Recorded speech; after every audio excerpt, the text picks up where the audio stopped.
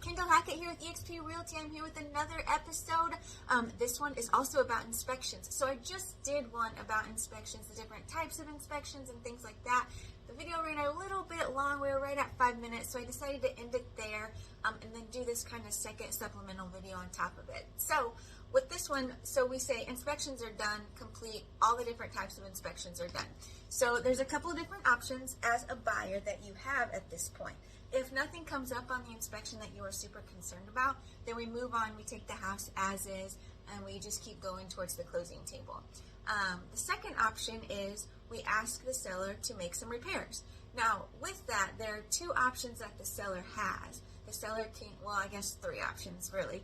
The seller can say, no, we're not making any repairs, either take it or leave it, essentially, and then it kind of falls back to us to decide whether we want to take it or leave it.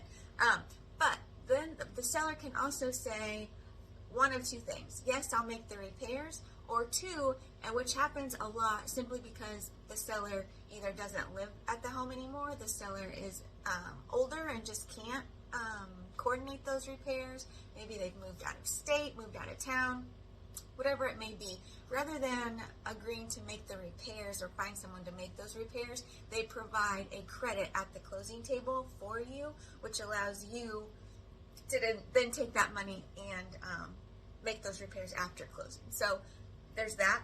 But then there's also an option for you. If something comes up and you're just, kind of on the fence about whether or not you want to deal with them, then we can also walk away from the contract. And you've got that inspection period, which standard, like I said in the last video, is 10 days, and sometimes it's negotiated to be shorter. It just depends kind of what we agreed on.